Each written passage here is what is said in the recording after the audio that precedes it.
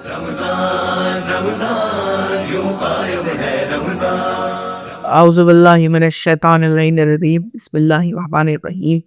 الحمدللہ الذی جعلنا من المتمسکین بولایۃ مرتضیہ وہو خلیفۃ الرسول ووصی الرسول ومطیع الرسول باب عترۃ الرسول زوج بنت الرسول الذی هو ذو القرنین آنی الحسن والحسین قیل له فی شان خلقہ ضربۃ علی یوم الخندق افضل من بات. السلام علیکم ناظرین، تمام مومنین کو آج کے پروگرام میں خوش آمدید کہتا ہوں، اور پروردگار عالم کے فضل و کرم سے آج ایک مرتبہ پھر ہم روزہ رکھ رہے ہیں اور پروردگار عالم کی عبادت کر رہے ہیں. رمضان کا آخری عشرہ چل رہا ہے. برکتوں والا مہینہ ہے، بابرکت مہینہ ہے، رحمتوں والا مہینہ ہے، اور ایک نہایت ہی بہترین مہینہ ہے. زیادہ سے زیادہ اس مہینے میں ذکر محمد علی محمد کریں اور زیادہ سے زیادہ اس مہینے عبادات کریں. مہینہ ختم ہو رہا ہے، اس لیے اب فرض ہے کہ ہم زیادہ سے زیادہ دھیان لگائیں اپنے ذکر محمد علی محمد پر، کیونکہ ہر عبادت سے زیادہ بفضیلت عبادت علی محمد کا ذکر ہے، اور یہ ذکر ہے تو سب کچھ ہے. اس لیے زیادہ سے زیادہ یہ ذکر کریں اور اپنی چھولیوں میں ثواب، اپنے دامن میں برکت سمیٹتے جائیں. یعنی محترم، جس مقام پر ذکر محمد علی محمد ہوتا ہے، جان لیں کہ وہ مقام کوئی عام مقام نہیں رہتا. وہ ایک امام بارگاہ یا بارگاہ بن جاتی ہے. وہ ایک عام جگہ نہیں رہتی، بلکہ وہ آل محمد کی بیٹھنے والی جگہ بن جاتی ہے، ان کی آرام گاہ بنتی ہے. کیونکہ جب بھی ذکر محمد آل محمد ہوتا ہے تو بیوی سیدہ آتی ہے، تمام اہل بیت آتے ہیں، ضرور آتے ہیں. تو اس ذکر کی بڑی برکتیں ہیں. بہت سے اس سے یہ ذکر کریں اور کوشش کریں کہ اپنے گھر میں کریں. سوچئے کہ آپ کا ہمارا گھر، اس گھر میں ہم کتنے خوش ہوتے ہیں اگر مہمان آئیں، لیکن اگر محمد علی محمد آ جائیں تو سوچیے ہماری خوشی کا کیا مقام ہونا چاہیے، اور سوچیے ہمیں کتنا ثواب ملے گا. مہمان آتے ثواب نہیں ملتا ہمیں ان کے آنے پر کوئی ایسا.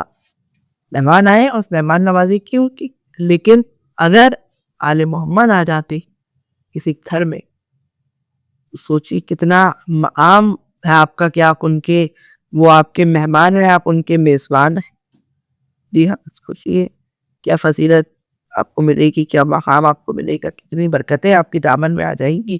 اس لیے زیادہ سے زیادہ کا ذکر کریں.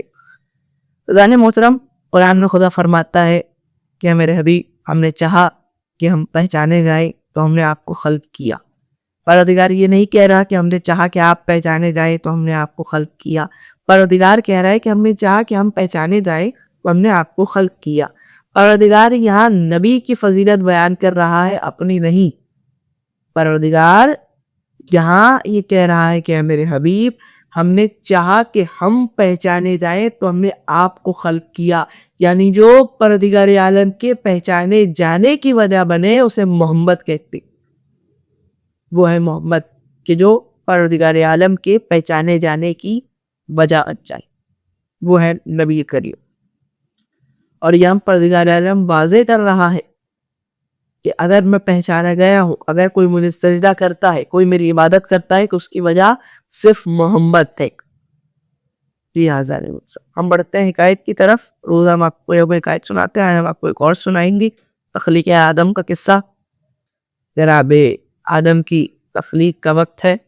جناب آدم کی تخلیق ہو چکی ہے. پروردگار عالم نے ایک نور کو پشت میں دیا ہے جناب آدم کی. پروردگار عالم نے فرشتوں کو حکم دیا کہ بھائی جاؤ سجدہ کرو آدم کو. فرشتوں نے سجدہ کیا. اسی میں ایک تھا شخص نہیں، مطلب ایک جن، نام تھا شیطان ابلیس. کہنے لگا کہ اے پروردگار، میں اسے سجدہ کروں؟ کہا کہ پروردگار میں آگ سے بنا ہوں، یہ مٹی سے، میں تو اسے سجدہ نہیں کرتا.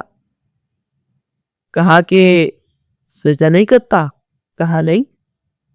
کہا پر جا، ہم تجھے اپنی بارگاہ سے نکالتے ہیں.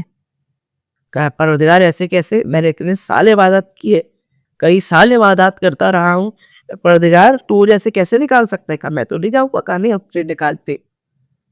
ابلیس کو پروردگار عالم کی بارگاہ سے نکال دیا گیا. کیوں نکالا گیا؟ کہ پروردگار عالم نے کہا تھا آدم کو سجدہ کرو، لیکن جناب آدم کو سجدہ کرنے سے انکار کیا تھا. یہاں تک تو ہم سب کو پتا، لیکن جن نے سجدہ کرنے کو کیوں کہا تھا؟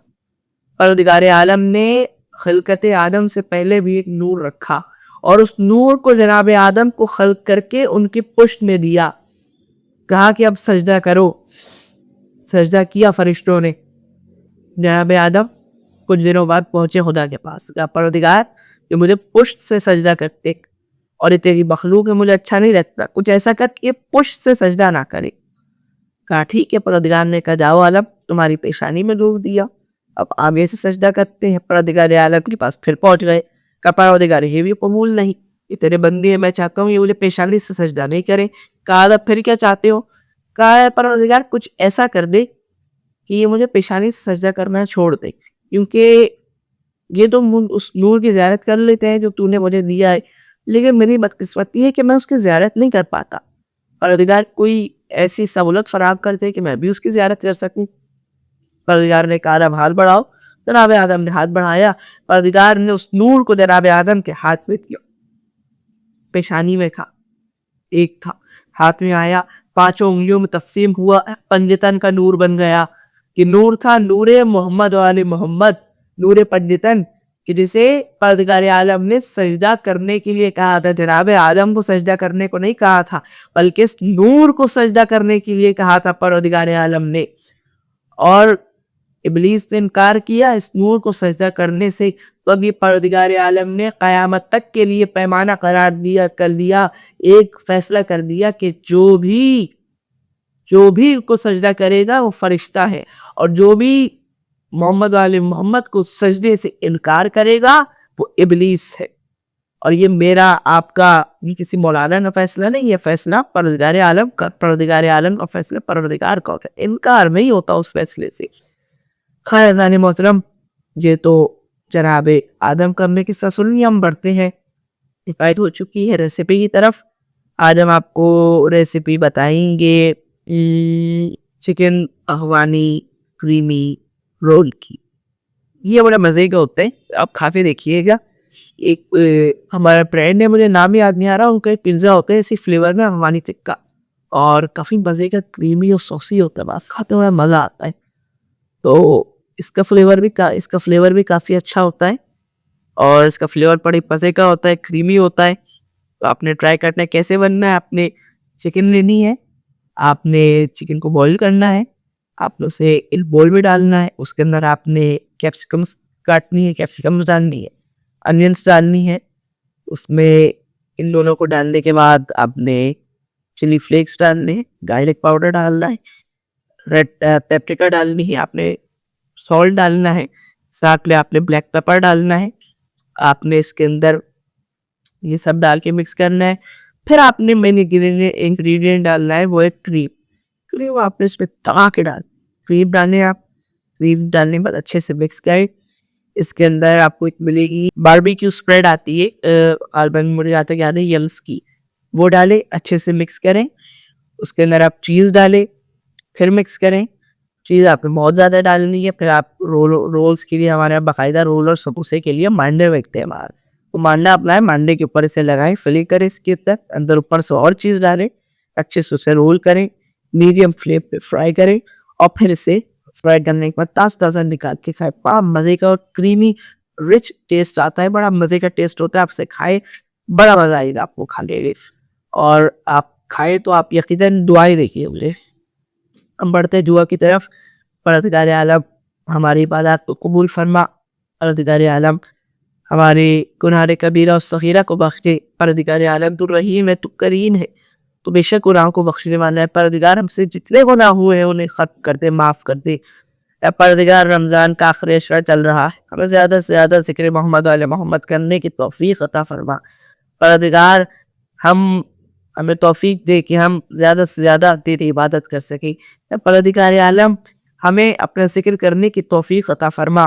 پروردگار عالم ہمیں محمد وال محمد کا ذکر کرنے کی توفیق عطا فرما، ہمیں عبادات کرنے کی توفیق عطا فرما۔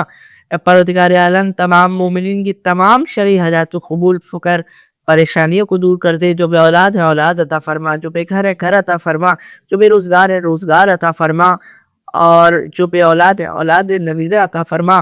تمام دعاؤں سے بڑھ کے سب سے بڑی دعا کہ ہمارے زمانے کی عوام کی زخم میں تعجیل کر